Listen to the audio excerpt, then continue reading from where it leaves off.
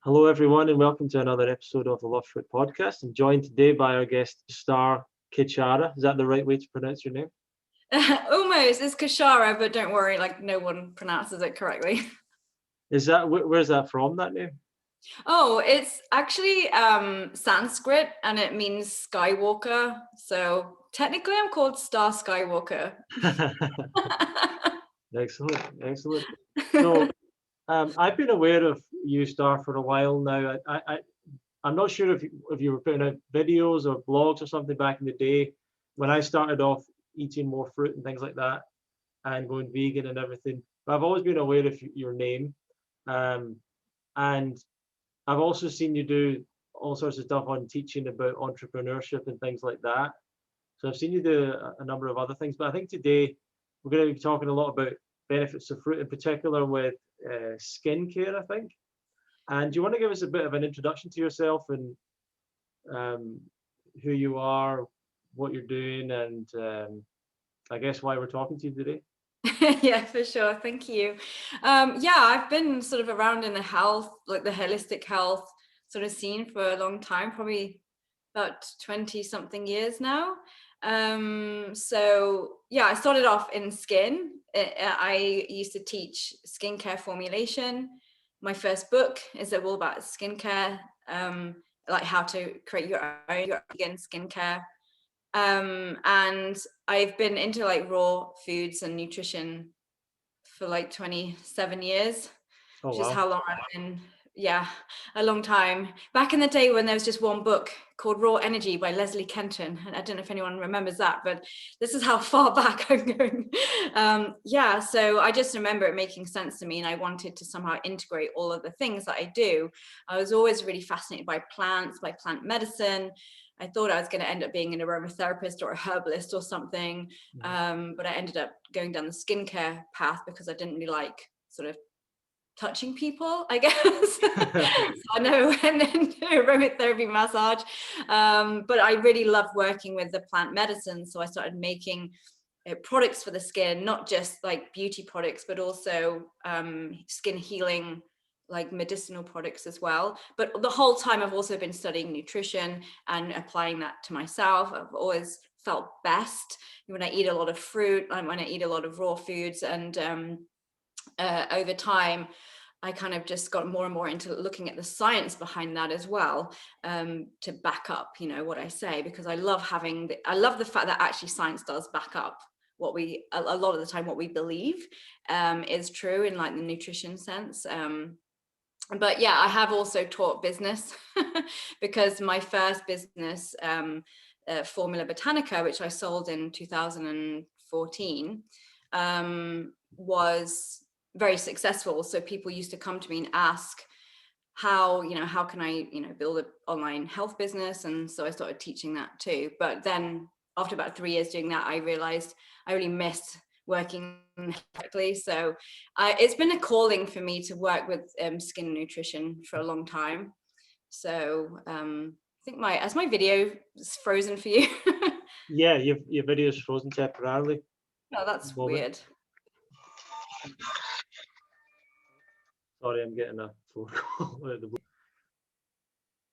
Sorry, everyone, just a little glitch in the technical stuff there, but we're getting back to it now. So something that I've seen in the world in general, and a lot of people come to raw food actually because of it, is skin problems. And I think that it's such a major factor for people because it's so obvious. You know, a lot of people get sick in the world, but their problem is kind of hidden. You know, other people can't see it, but with skin issues, it's so obvious, and it really obviously affects people's confidence and everything. I wonder if you can explain why is it that people have such dramatic problems with their skin? Yeah, and it's a good point that you raised, that a lot of the other stuff's hidden. We don't see it, so we don't really. I mean, we might feel that there's something wrong, but we can't look inside our bodies and see it. But the skin doesn't lie, and the skin is really a reflection of what's going on the inside. So although, like I describe my business, the Facelift Diet, as being like anti-aging nutrition, really what we're looking at is pure vibrant health at the cellular level. So, you know, everything's reflected on our skin. So the skin is, as a lot of people know, is one of our largest organs. It is an organ. It's not just a fancy covering. It does have it plays a lot of physiological roles. And one of those roles is it is a channel of elimination. So, you know, some of the major channels of elimination are the breath, you know, our bladder and bowels are very obvious channels of elimination, and the skin is one as well. So if those other channels aren't working very effectively, you know, a lot of this gunk, this toxic waste can come out in our skin. And so that's an irritation, it causes inflammation. So that's one reason why like inner health conditions show up on the skin. Another reason is simply like we're not eating the optimal foods to build healthy skin. Skin, you know, is like any other body part. It is maintained, repaired, and fabricated by our clever bodies using the materials we supply, you know, and so that's on us. Like the materials we supply is our diet. If we are supplying non-optimal materials, we can't build healthy skin, and lots of things are going to go wrong with it. There's going to be inflammation.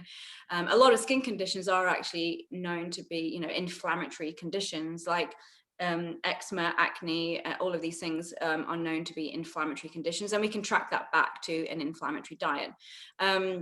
Loads of other reasons, like hydration as well, is another key one. The skin is a very high water using organ, and you know, just again, the things that affect the whole body will affect the skin, but we just see it because we can see it like literally. And so you know, skin problems to me are like a call to action to work on a deeper level at Right. what's going on the inside. And even things like aging, you know, like there's some science papers that came out in the last like couple of years that show that you know, premature wrinkling on the face is actively associated with premature aging at the organ level. So Wow. you know, it's not just like being vain or trying to stay youthful for any kind of vanity purposes. It's literally like, if you're aging here, you're aging in here too. Yeah, So, that makes a lot of sense. And let me ask you about, there are all these skin problems, obviously acne being one of them, and there's some really severe forms of that that I've seen, really amazingly severe, and I've seen people being able to reverse it, which is great. But what about the conventional therapies that people are offered? What's your thoughts on some of those? Do they work? Are they a problem? Are you aware of those? I mean, I'm not super aware of the exact treatments like conventional medicine gives, because I'm not in that medical field. Sure. But you know, like I know some of the acne treatments have really bad side effects. A lot of eczema treatments. I mean, I used to have eczema when I was a teenager, like really bad.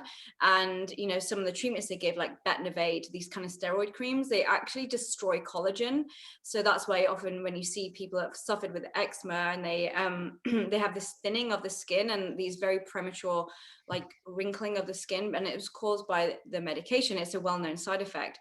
I know some of the side effects of acne treatment are quite severe as well, including things like you can't even go out in the sun, you know, which is really terrible for a human to be able to go out and enjoy life outside, and lots of other problems as well. I mean, I don't know the specifics because, like I said, I don't really kind of look at that side of things an awful lot. I'm more interested in what we can do to heal the body Sure.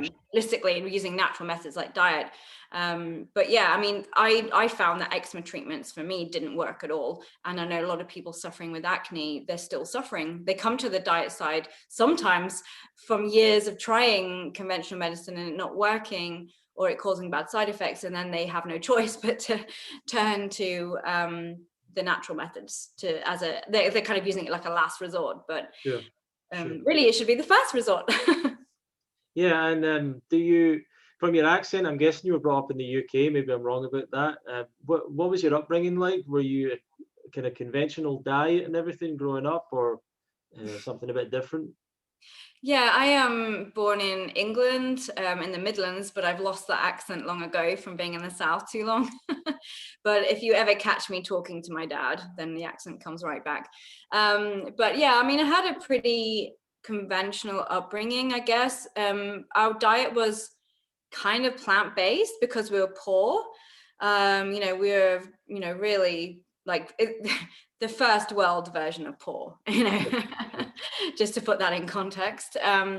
So, you know, our diet was very kind of based around like rice and lentils and vegetables. And, you know, we had porridge for breakfast rather than the fancy cereals because they were too expensive.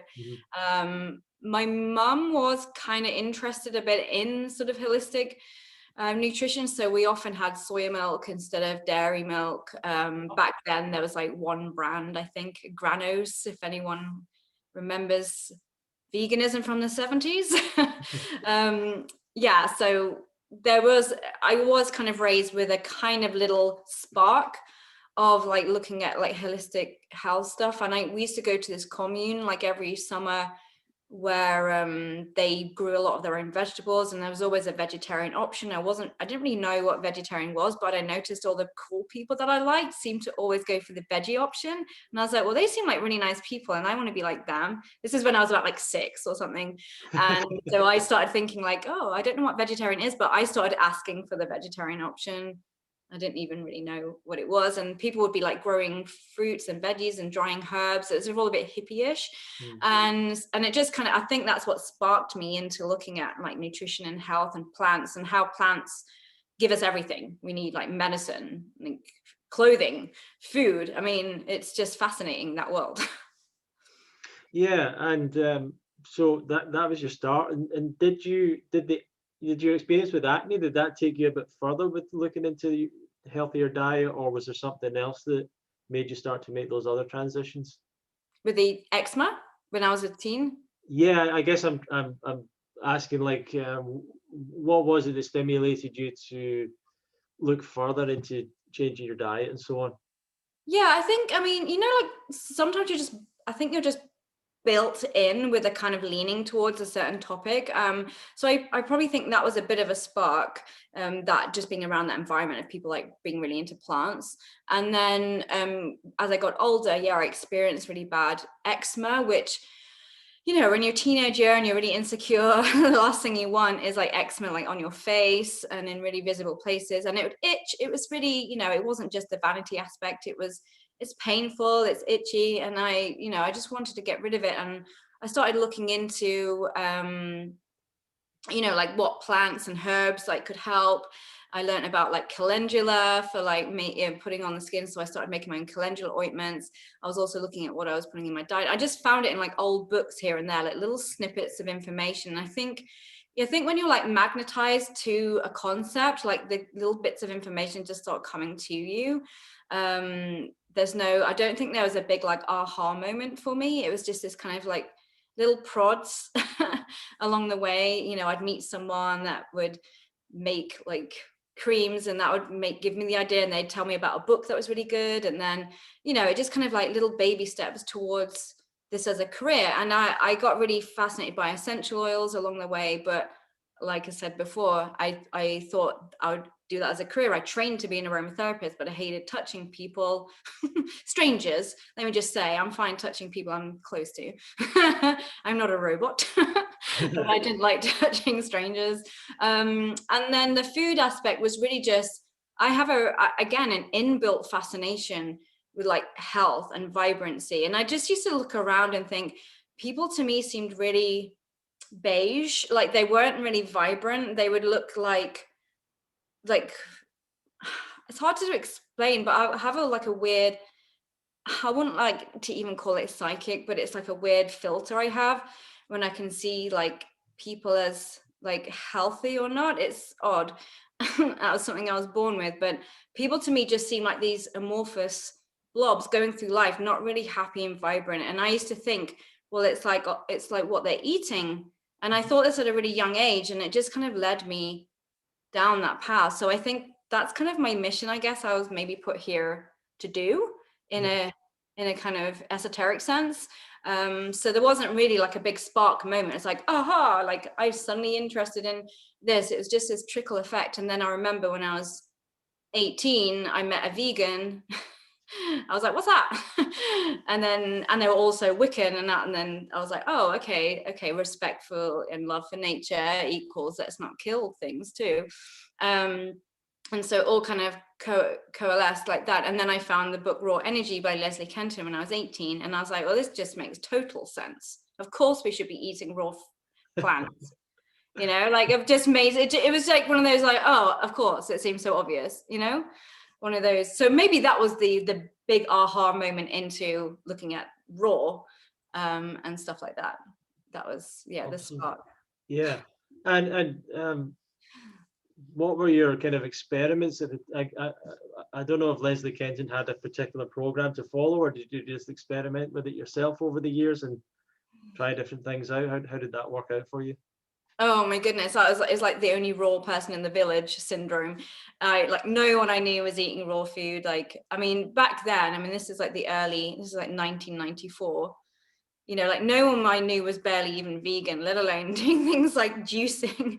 And I remember going to like the local grocers and I'd buy my weekly fruits for like, I bought a juicer and then I used to go there every week. And I remember a woman saying, are you stocking up for winter? And I was like, no, this is like what I eat in a week. And she was just like, it was like really unusual. Yeah. And yeah, it was a lot of experimentation. I lived a lot on really odd things because we didn't have all this cool raw stuff like we do now, like kelp noodles, and you know, people weren't on Instagram posting like nori roll-ups and raw cakes. So it's none of that. Leslie Kenton had a few recipes in her book, but they're really super basic. There was like one thing that was like sesame seed fudge, which just tasted like halva, you know, and just like mostly salads and juicing and smoothies. And so it was very basic diet back then. But I remember just how good it felt. You know, as soon as that stuff goes into your body, it's like an instant feeling of like vibrancy. And so I just wanted to keep chasing that feeling, I guess. So I stuck with it. Awesome. Give me a moment. I've just got a visitor coming to the door. Oh, okay. Give me a moment. I'm just going to pause the recording again. Okay, everyone. Sorry, I just had to stop there for a visitor, but we're back. So, Stara, I want to ask, so what kind of got you into skincare products and things like that? What was your interest in that? Well, again, it was just something like, you know, I seemed to have a natural leaning towards as a child. Like I was just really fascinated by plants and nature and how you can be kind of self-sufficient from plants, like everything can come from them. And, you know, I've always just liked the idea of making all my own things. I'm very sort of hands-on, I guess. And I love working with plants so much. And I didn't really like, you know, especially back when I was a child, there wasn't a lot of skincare options that were very healthy. A lot of them had, you know, really, you know, everything's very synthetic. And I used to think there must be a better way. And I used to find these really old books. I think my mom had this really old book on her bookshelf, something like Ye Olde Beauty Recipes or something. And it was written like a really long time ago. And I was just fascinated that there used to be this era in history where, you know, fancy women used to have their own sort of like distillation rooms where they'd make all these potions and lotions. And I was like, wow, that's really cool. I want to do that. And I just started making, you know, very basic stuff at first, like little lip balms. And this was before I went vegan. This is like a really long time ago before then. So it was like, you know, like making little things with beeswax and almond oil and rose water and things like this. And, you know, and just over time, it got more and more sophisticated. I learned a lot more. I went and studied aromatherapy and herbal medicine and started making more and more things. And then I started writing about it. So I used to write for a lot of the raw vegan magazines about making your own like raw vegan skincare. And that led on to a book deal. And suddenly I was this like skincare guru. Oh, wow. Were you writing in like Fresh Network and things like that, or? I think I wrote for Get Fresh. I can't remember actually. It seems like such a long time ago, but I used to write for. There was about 3 different. That Funky Raw I used to write for. There was that Natural Raw Mothering one as well, the Mother magazine. There was another one called Raw something. I can't remember. It was like that feels like a whole like career move ago, a whole era ago. And then some of the online ones as well, like some of the online, like bigger, like health blogs. My friend Shazzy, she used to run a raw magazine called Passion. I used to write for that one as well. And then I got picked up by some of the bigger magazines. And then I had a column in Natural Health and Beauty, which is like a glossy magazine that's all over the UK. And that all sort of, it just grew over time. And then I landed a book deal for my book, the Holistic Beauty book, which is, you know, how to make your own organic, natural, safe skincare. So yeah, it just was a long like process of, I just love it. I just loved it so much. You know, I think that's really important in life too. You know, people say like, I don't know what my passion is. It's like the thing you will do without, like, even if you never made money from it, you'd still want to do it, you know. And you know, people see now like, oh, how did you become a success in business? Well, 20 years of being broke, still doing my passion anyway, because I loved it, you know, and I still love it. I still make my own skincare now. Amazing, yeah. That's great. I love that story. So something that's in my mind I want to ask you about is like, there's a lot of people that get into raw foods and the whole natural living minimalist concept, right? And they will sort of think, well, I don't need any skincare, or I don't need makeup, or they want to move away from that. What do you think about that, and what are the benefits of it regardless, you know? Yeah, it's a really good point because you know, I mean, in an ideal world without pollution and cities, we probably wouldn't really need skincare. I mean, I think most people need to wash to some extent. You know, and I lived wild like that for a long time. I used to live in a teepee village in Spain where we had no like, you know, like baths or showers or anything. Like people didn't use soap. It was like banned. And everyone smelled really bad and got really sick all the time. Right. So, you know, I think it's a really nice concept, but having lived it, you know, I think, you know, I always say to people like skin as an organ is 80% diet. And then 20% is like your environment, you know, like we live in homes that are artificially heated, you know, that has an impact. We live in cities sometimes with pollution. We can't always control that stuff. And then, you know, and then another sort of 10% will be like, you know, how we treat our skin and caring for it, like cleansing it, and doing all that, washing our hair.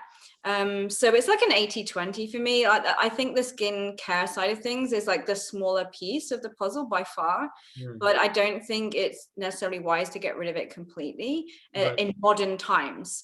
You know, and because I tried it, I've been around other people that did it, and it's not a great, I mean, yeah. So I remember, you know, I think something that I see pop up all the time is people doing like the no shampoo challenge, where they want to like not wash their hair for I did it. ages. And I might have done it at one point as well, but I don't really have hair anymore. But I might have tried it at some point. But I have always looked at these things in recent years, and it's kind of similar to what you're talking about. I'm thinking, but you're in a modern world environment where you're constantly having smoke and God knows what else, like all around you and blown at you, and pollution from cars and everything that's in the environment. And it doesn't seem like a great idea to not be washing that off, or removing that. Right. And I get the idea, like, oh, your hair produces natural oils, and it's probably the same people would say about the skin. Yeah. And I kind of get that, but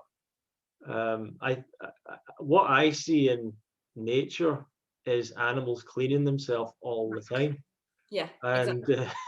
and so and I think with I don't know exactly how we would have cleaned it, but I think people are just love to be in water and around water at the very least. And a lot of, as far as I'm aware, a lot of the things that we use to wash are fairly natural, or there have been natural equivalents that have been just discovered, like areas of rivers that happen to be better for washing clothes because of maybe certain minerals that were there or whatever it was. So yeah, I can understand where you're coming from with that. Yeah, and I'm with you on that. Like, we live in a modern world, like we can't pretend we don't. You know, I live in a city, you know, so I'm bombarded with pollution from all sides, you know, and also I skate, so like I get really, you know, I get hot and sweaty and my hair starts to feel really gross. You know, I want to wash that off. Like, the natural tendency is to want to jump in water. You know, Right. like you said, like it's natural for us to want to, you know, humans flock to water, don't we? Like, what do people do on holidays? Mostly go to water places. You know, we're sort of like ocean fruit Yes, monkeys. it's so good. Yeah, yeah, absolutely. um, And and we would have probably been in rainforest and stuff, so we would have been yeah, rained, yeah, rained on all all the the time. time. And using things on us, I mean, you can totally go natural with your skincare for sure. You don't have to like ditch it completely, you know. I mean, you can use like all kinds of plants to make, I mean, that's why I wrote a book on skincare, because there's tons of natural ingredients, you know, which is no more complicated than creating a smoothie. For food, you can create, you know, things for the exterior of your body as well. And you know, with regard to makeup, no one has to wear it. I wear it because I enjoy it. It's fun, and all of mine is organic and vegan. Like, I won't put anything on my skin that's really terrible. But yeah, you can go like, you know, you can choose your level of naturalness, and there's nothing, you know, if you really want to go like completely like not cleaning your body at all, then that's your prerogative to do so. Like, you are in control of your own meat suit. But you know, I Yeah. did it, and I didn't feel I didn't feel fully healthy, not And like, that's yeah, and that's it as well. When you're wearing clothes, that makes a difference right. because you're not being exposed to the air and the sun and all that stuff happens. So it's different. What do you think about people that maybe just want to use like I've seen some people, they just take fruit and want to apply that to their skin. What do you think about that? Does I that think make it's any sense? great. Yeah, it's great. I mean, fruit's full of like, you know, mangoes and papaya have like enzymes in them that kind of, you know, exfoliate your skin because they dissolve the dead skin cells. You know, you can totally like go that like really fully natural way for sure. You know, I find it like a bit sticky and annoying to do it that directly. You know, I do it sometimes. So, you know, mango facial is always great, but you know, for me, I prefer the convenience of making a product and just having it in a jar. But that's my choice. You know, we all can choose like where we fit on the scale, and that's the beauty of it all. Really, is that we get to decide for ourselves. So yeah, I mean, I mean, fruit is great on the skin. Absolutely, I mean, I did a talk at one of the big organic events a few years ago that was on organic and natural products, and my talk was called Fruitceuticals, because it was about like the kind of the pharmaceutical nutraceutical effect of plant extracts in skincare, and how fruit, it plays a big part in natural skincare these days because it does contain all these wonderful things. So you can use it on your skin. It is also better to eat it inside, because then you're getting the full benefit. Like, our skin isn't a stomach designed to eat our nutrients this way through the mouth.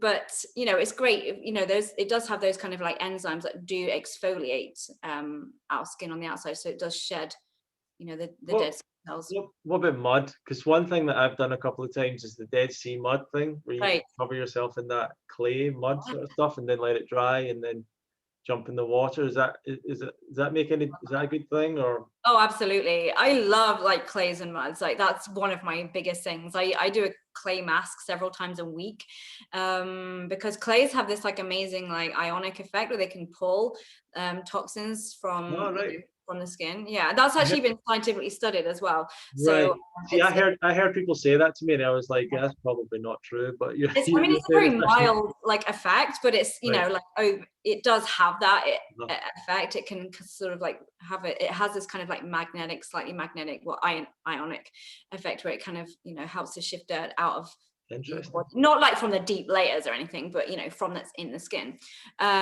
So yeah, I mean, clays and muds are amazing. Yeah, I think they're a wonderful thing to use, and sometimes I even wash my hair with clay if I want to have a break from organic shampoo. Like, I'll, give it a rest and like use a clay mask on my hair instead. Rasool mud is amazing. Oh, I see, that's my northern accent came out there. Mud. Did you hear that? I told you I was from the Midlands. Oh my goodness. Now the accent slips out now and again.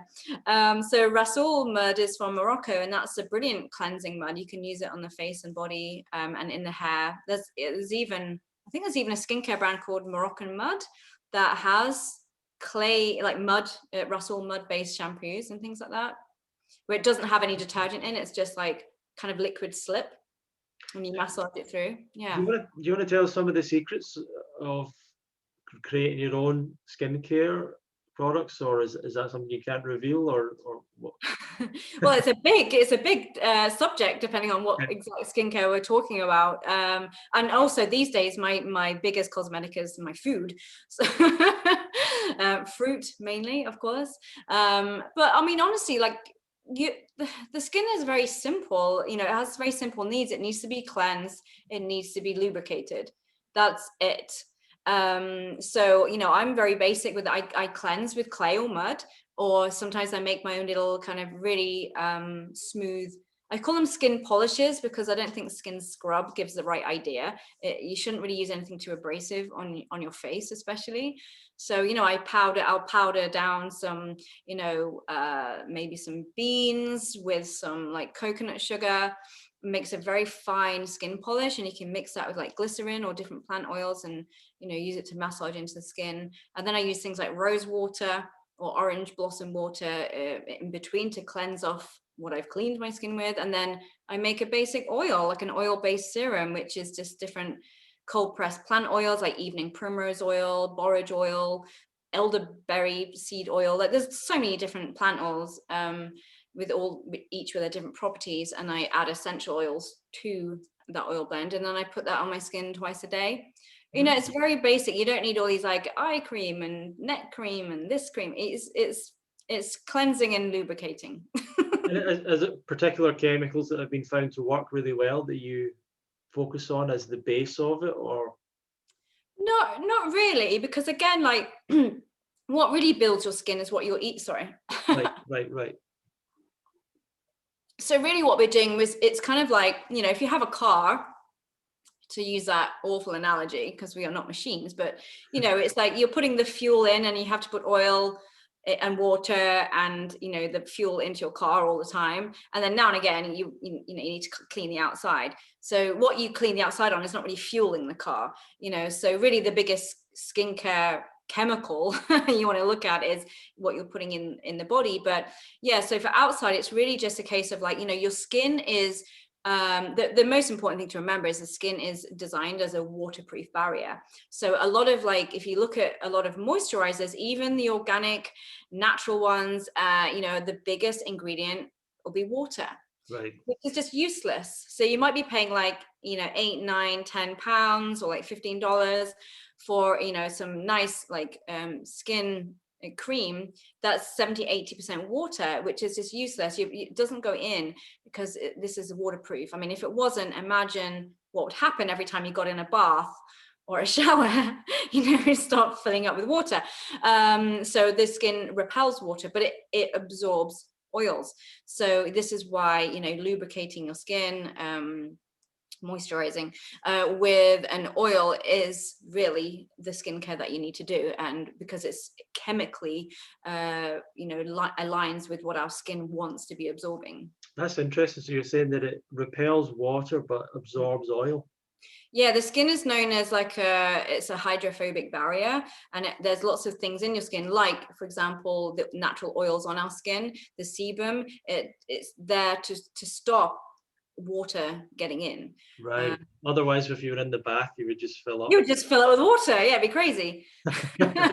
Imagine getting a rainstorm, like. Why do you think we absorb oil? What's the function for that, or the reason? Just because we need to use it in the skin, or? It's because that's what our body produces. So we're just mimicking that, really. Right. So our body, in its processes of designing its own or synthesizing its own natural oils, the sebum and the ceramides and this another chemical called NMF, natural moisturizing factor, and your skin's producing these all the time. It's very clever. And so when we oil our skin, we're basically mimicking that same process. So our skin's designed to allow oil kind of to sit on it and a little bit inside it. So it has the mechanisms to be able to absorb a certain amount of oil that we put on our skin. It's just the way it works. So you're talking about fruit being good for the skin. Any particular foods that you're aware of that are particularly bad for the skin that people should be avoiding? Yes, there's a pattern. Yes, good question. I love it. So in the work I've been doing on like looking at how skin stays healthy and also how we age, how we show up as like how different aging processes show up, I worked out there's about 10 different aging pathways. And when I delve into the science of each pathway, there was a very similar pattern in the kind of foods that promote that aging pathway and the foods that decrease that aging pathway. And in every single pathway, all 10, the pattern was the same. Meat and high-fat foods will massively, rapidly age you and destroy your beautiful, vibrant, glowing skin. Every single pathway is the same. It was astonishing. And in every single pathway, the shining food that was the top food that kind of diminished that pathway and held it all at bay was always fruit. Every single one. It was incredible. And I was like, wow, this is even bigger than I even thought. I knew that eating raw and plant-based and even fruit was like somehow seemed to magically rejuvenate people and keep everyone looking like glowing and vibrant, but I wasn't really sure how until I delve into the science. And even things like, sorry, go on. No, sorry, I just said amazing. Yeah, it's incredible. So there's things like like glycation, which is when the structural proteins in our skin and everywhere in our body start to cross-link, which causes wrinkles on the surface, but also causes loads of damage at the cellular and organ level. In fact, glycation is being looked at as one of the major causes of things like cancer, diabetes, heart disease, and glycation. We have these products called AGEs, amazing acronym, AGE, right? Advanced glycation end products. And a lot of those we eat in our diet. They're called dietary AGEs, and they are in huge quantities in high fat, high protein foods like meat, cream cheese, butter, and even more so when those foods are cooked. And they are almost non-existent in fruits and vegetables. Wow.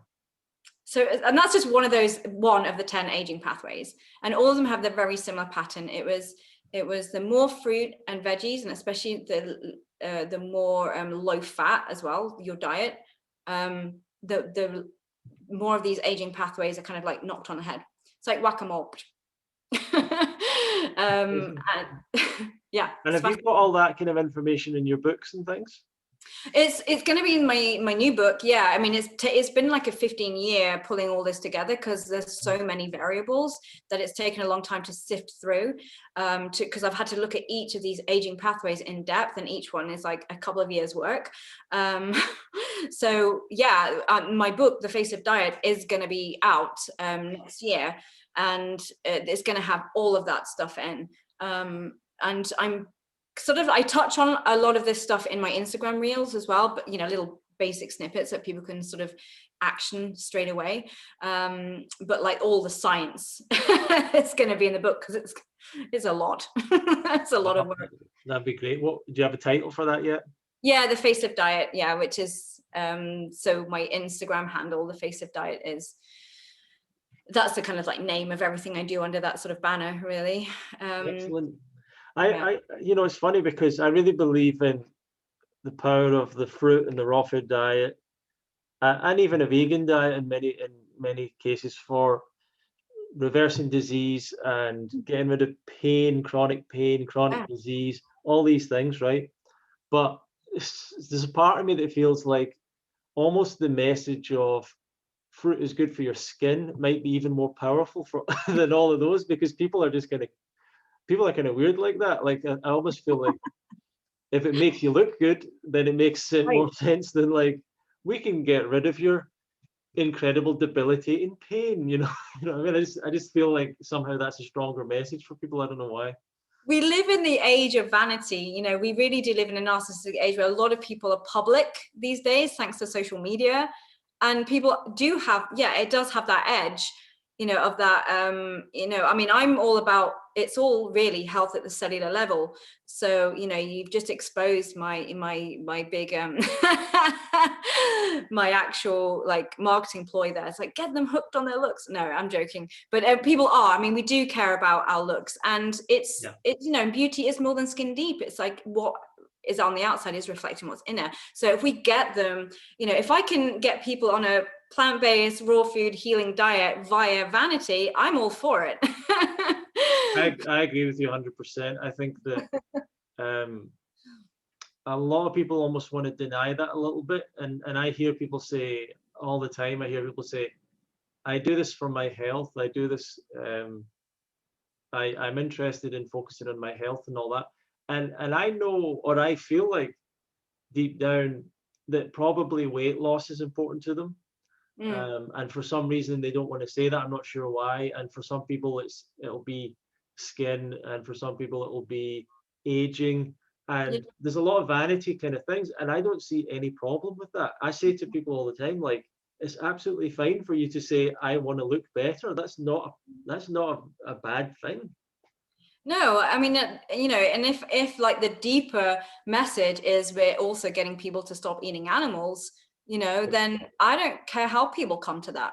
You know, if it's stopping it, good. I mean, there's a lot. I mean, I've been, you know, long-term vegan, like 27 years, and I've seen, you know, the growth of that, which is really exciting. But I've also seen how, you know, people are kind of like voice policing other people and saying, you're not really vegan if you are vegan because of health reasons. And it's like, well, who are we to decide like what labels people get if they're not contributing to like animal suffering? Like, I don't care how they do that, like they're not doing it, so good. You know, I want people to know that's, you know, this is a good thing, and it doesn't matter what they, you know, what their reason is, if they if the end result's the same. Absolutely. I want to ask you a bit more about your journey with your entrepreneurship, following your passion, all these different things you've done. You mentioned 20 years of just doing what you wanted to do and eventually sort of attaining success, or big success at it, I suppose. What did you learn in that process that might be helpful to other people who are maybe coming across this and they're thinking they would quite like to go down that path? And I'm sure that it's not always for everyone, but for people that are maybe inspired by you, what's I think what I'm interested in, I'd like to hear some of the stories of the challenges you had, and some of the things. I'm sure there's been all sorts of things that have happened. There's a lot of blood, sweat, tears, and failure along the way, I tell you. No, it's a great question, and I really encourage people to be entrepreneurial, because I think it's another path of enlightenment and self, you know, actualization, to get away from like the 9 to 5. There's nothing wrong with having a career working for someone else if that's genuinely like what you really want to do, but I think a lot of people do it because they don't think there's another choice. And I remember how entrepreneurialism wasn't even taught in school. I don't even know if it is any now. You know, it's like you get a job, or you go to uni, or you have babies if you're a female. That was the message I was given, you know, and I was like, well, what if you don't want to do any of those? You know, so full disclosure, I have ADHD and also another spectrum disorder that causes me immense issues trying to work for anyone else. So just unemployable. But it also makes me polymath, which is great for entrepreneurialism. So if anyone else is out there with ADHD, honestly, you make the best entrepreneur. So don't give up. So if you're unemployable, good. So yeah, I mean, that's why I spent so much of my 20s like living in teepees up mountains and in caravans and fields, because I was broke, because I knew like the working for someone else would kill my soul. Like it didn't suit me whatsoever. But then I didn't really know what else to do. So I was just, broke like all the time. But it was a great training ground to know that I can live on very little. I did a lot of like wild foraging. I lived very simply without electricity or an inside bathroom, so I lived this really wild existence for a long time. And all the time I was writing for magazines and things like that for free, like I cut my teeth, like doing everything for free. But the things I really learned was, one, it's fine to earn money. I think that I came from a poverty background and I mixed in circles where people believed money was bad. And Right. I think that's a really awful message, because here's the lowdown. Yes, capitalism, rampant capitalism is a problem. Like we have, but so going anti-capitalist is not going to solve it, because all that happens is the people with good hearts and good intentions remain poor, while the people that have the that might be destroying the earth are the ones with the money to be allowed to do so, because money talks at that upper echelon of like controlling the world. So the best thing to do is for the people with the good hearts and the good intentions to also get rich and buy up the rainforest so no one can destroy it. And so I have this real passion, like actually growing income and abundance is a spiritual path as well. So that's one thing to bear in mind, is that you're not helping the world by staying poor, as in a choice. And the other thing I've learned is like every single person has something of value to someone else, no matter how small you think that gift is. I didn't think anyone cared about me making skincare at all. But the skincare business I started when I started teaching, I sold it in 2014. It now has something like 20,000 students and turns over millions, because Wow. people actually care. People do want the skill. Sure. And everyone's the same. I've seen people create huge abundant businesses from teaching things like hypnotherapy, or how to bake, or how to do raw foods, or like anything is a skill that can, people want to learn from other people that they like and they resonate with. So, and even so, that's the other thing. One thing, you have a skill that is monetizable, essentially. The other thing is, the second thing that I learned is like, you got to start now. Like there's no perfect time to start being an entrepreneur or start up a small business. You don't have to have the perfect website, or to know everything about Instagram, or to know, everything about everything to get it up and running. Like my first e-course that I built, which was called, I can't even remember, the diploma in organic skincare formulation, something like that. It was just in PDF form, because I didn't even know how to do videos. I didn't even know how to use PayPal. So people had to send me a check in the mail. This was only 10 years ago, by the way. I was such a Luddite because I'd lived so long without electricity. I didn't even know how to use a computer until like sort of 12 years ago or something. So I was really like, I had no clue. But I did it anyway, because I knew this information needed to get out. And I knew I wanted to make money from my passion, because I knew I couldn't work for anyone else. And I knew I didn't want to stay poor for the rest of my life. So that's what I did. And I just worked with what I could do right now. My first business cost me $50, like about £30 to set up, which was the cost of my domain name, and a very basic website template, which looked terrible. And that was it. I was off, and I earned money. I remember earning £2,000 from that first like flush of sales. And I was like, I've never had that much money in one go in my entire life. And it just blew my mind. And over time, what I did, I just bankrolled the journey.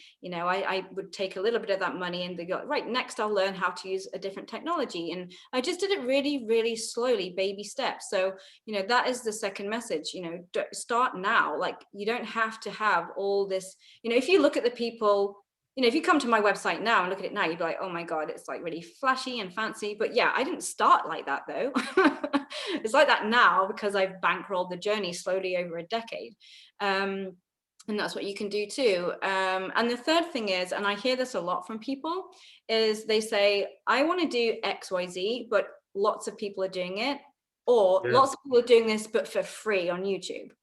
And yeah, lots of people are doing it. Great. But they're not doing it like you. you know, and this is the thing, people buy from people. And so they will resonate with you as the person, as well as just buying the end result of what it is you're offering. And also, people doing it for free on YouTube is still not a reason to not do it.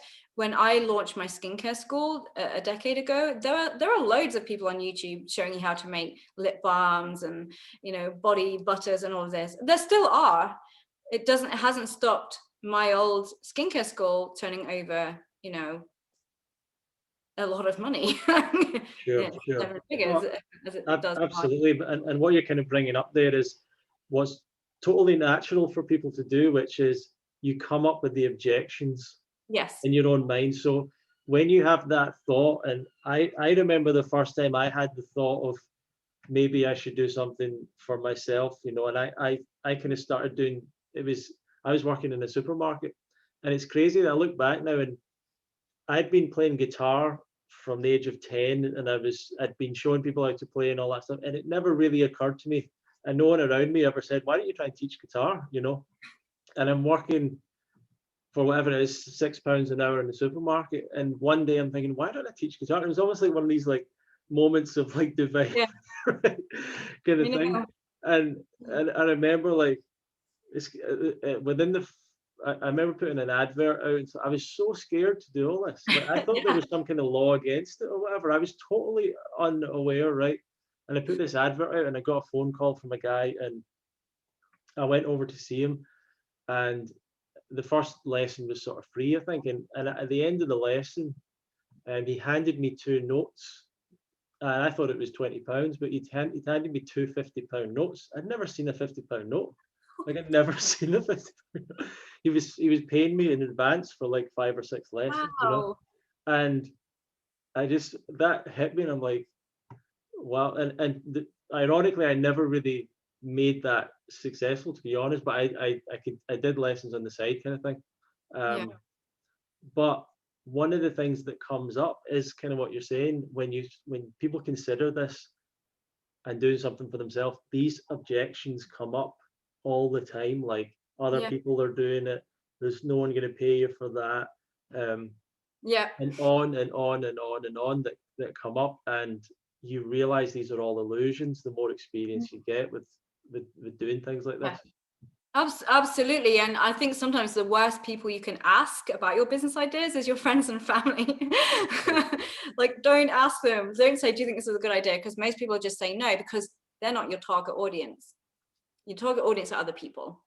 You will know because people come and buy from you. That yeah, the weird thing about that is the instincts of most people are the opposite of what you want to listen to. And that's like, if you were to create a website or whatever, or a sales page or a sales presentation or whatever, a lot of people would look at that and go, that's not going to work, that doesn't make me want to buy that, or that doesn't, and like, you realize that, like, you actually, people don't understand how these things work. They don't even know themselves well enough to realize that's what works on them all the time.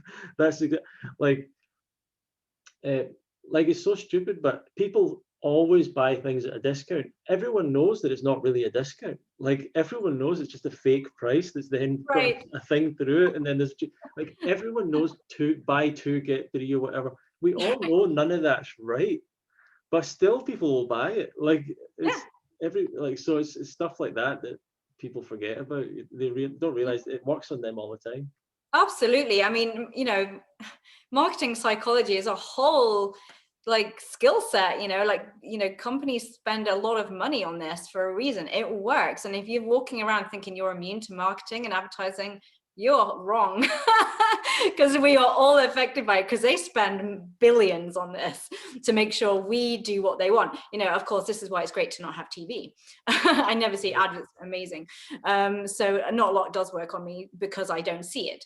But yeah, I mean, I'm as susceptible as everyone else, and I have my head switched on. And so, you know, like, we are all being asked to part with our money all the time. And so, you know, why not set up an ethical business where people are going to use that money for good things, or to learn a new skill that could help them? And, you know, we are all, you know, I think I think honestly, like online education is one of the biggest things to get into.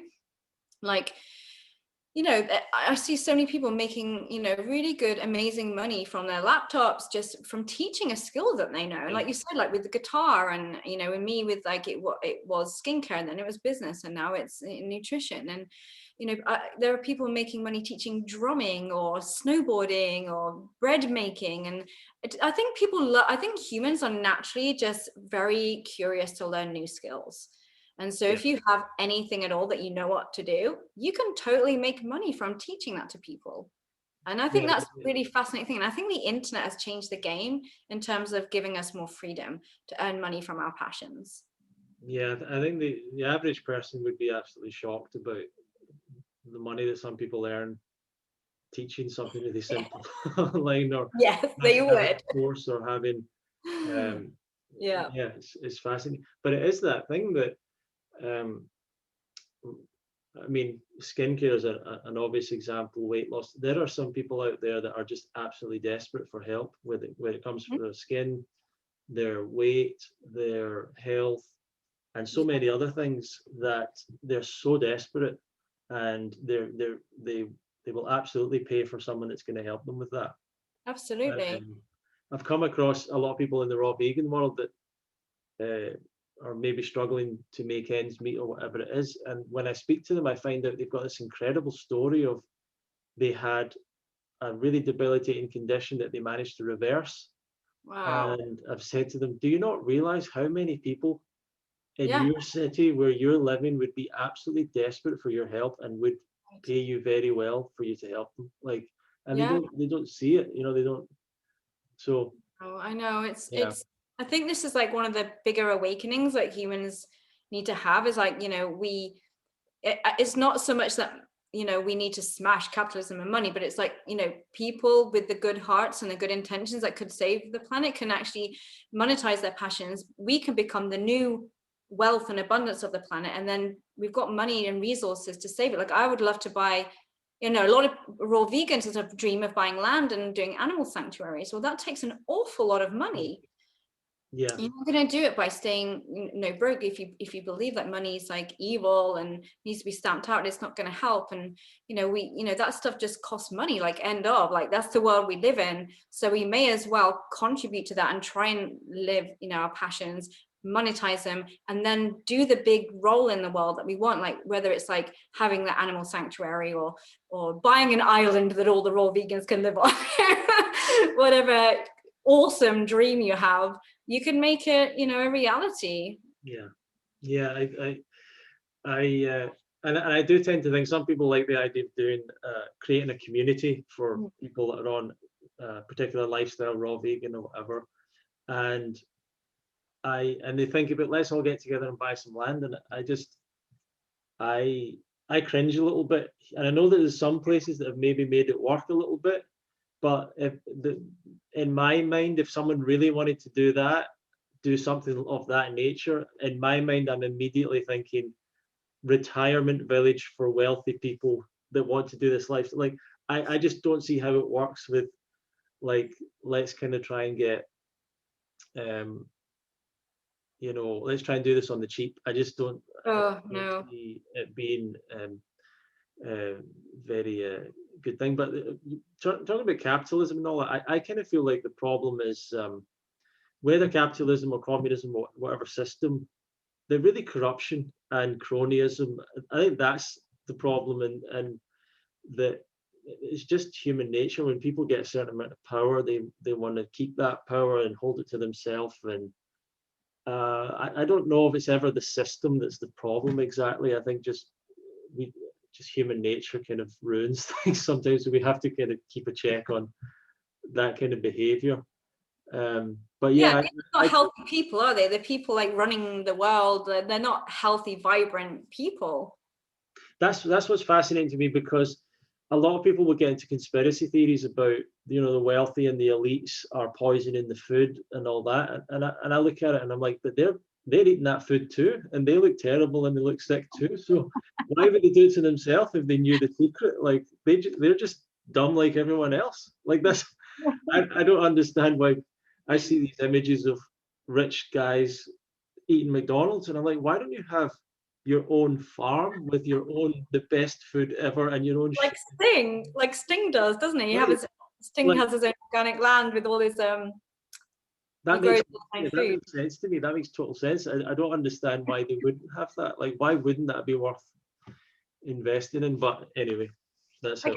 Yeah, I don't know. I mean, like, you know, I used to be like go down the whole rabbit hole of like conspiracy theories until I realized it was just making me depressed.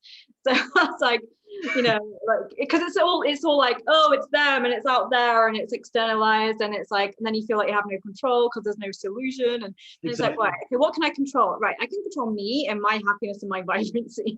So let's start there. It's disempowering, I think, and with people, there's a lot of people that use that as an excuse to not engage with the Yeah. world. Almost like there's no point in getting a job or starting a business or anything because you're just contributing to this system and you're Right. not going to get anywhere. And I've seen a lot of people get stuck in that cycle. I've seen it too, yeah, and it's really sad, especially when they're people that have so much to give. Yeah, Yeah.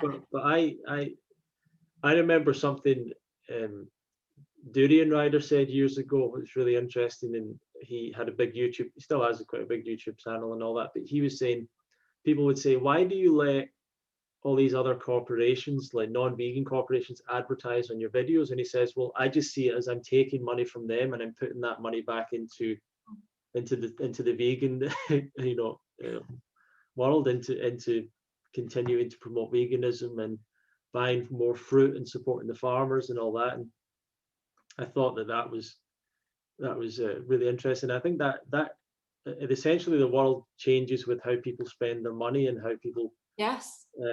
what people choose to spend it on. And I Yeah. do think that if you want to call it capitalism or whatever, is it moves with the trends of, for example, people are concerned about where their products are resourced from, and that does change things. And people also, like, the plant-based thing is getting bigger and bigger and bigger, and Yeah.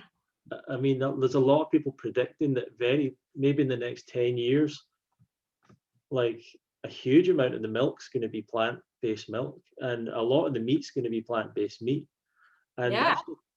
and the weird thing about that, from what I've heard, is that the whole dairy industry has been completely subsidized by government for since the Second World War, kind of thing. And No. that has to collapse. There's no way that Right. keeps going. You can't subsidize an industry and a product that also causes ill health and then subsidize the healthcare. That can't work economically for. I know, it's all very, sometimes it's like the very thing that gets subsidized is the worst thing, you know. It's like, I think there's going to be a major switch because we're reaching a tipping point already, you know, where, you know, veganism is also now considered pretty mainstream. You know, that's an amazing, I've seen that in my lifetime, you know.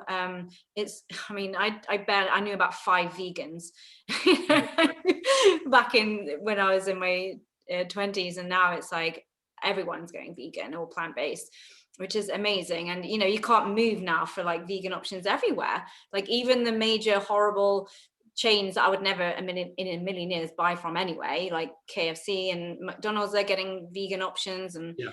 you know, it's just like you said, it's growing. And the thing is, money goes to where the trends are. You know, people who just care about the money, like they don't, you know, the people like I'm talking about the big massive, you know, the government budgets and the big people at the top of the chains, like the massive businesses, the conglomerates and the super rich, you know, they don't really care about veganism, but they will put their money on trending stuff because that's just makes business sense. So the more veganism is becoming a mainstream movement, the more we're going to see money being put there. So eventually, yeah, the subsidies are going to have to end because people will lobby against those subsidies.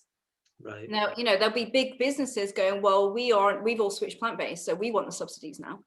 You know, and there'll be that, and it will happen because of the people at the top who have switched to follow the money. And I think ironically the whole thing of consuming animal milks or even meat at some point, that'll become the niche thing. Like that'll become the weird Yeah. Ew, you eat animal breast milk? Are you a baby cow? Yeah, yeah. Exactly. Well, it's Yeah. been great to speak to you today. Where can people learn more from you, search, follow you, etc.? Where would be a good place for them to Sure. go?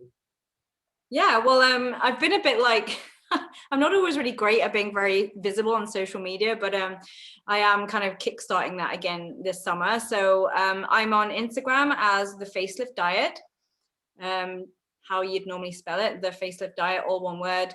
So that's where I'm going to start doing a lot more videos there. I do have a YouTube, but I haven't used it for about 5 years.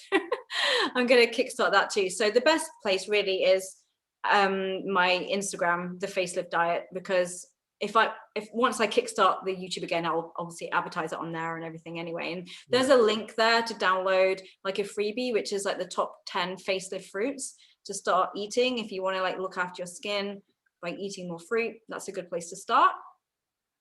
Very cool. Well, thank you, Star. Thank you. Thanks for having me. Yeah, and thanks everyone for watching and listening. Feel free to share this, give us some feedback. You can email at info@fruitfest.co.uk. You can find out more about the UK Fruitfest at fruitfest.co.uk, and you can subscribe there for further updates by email, and we'll let you know about future podcasts as well. Thank you for the support, everyone, and we'll see you in another episode of the Love Fruit Podcast. Awesome. Bye.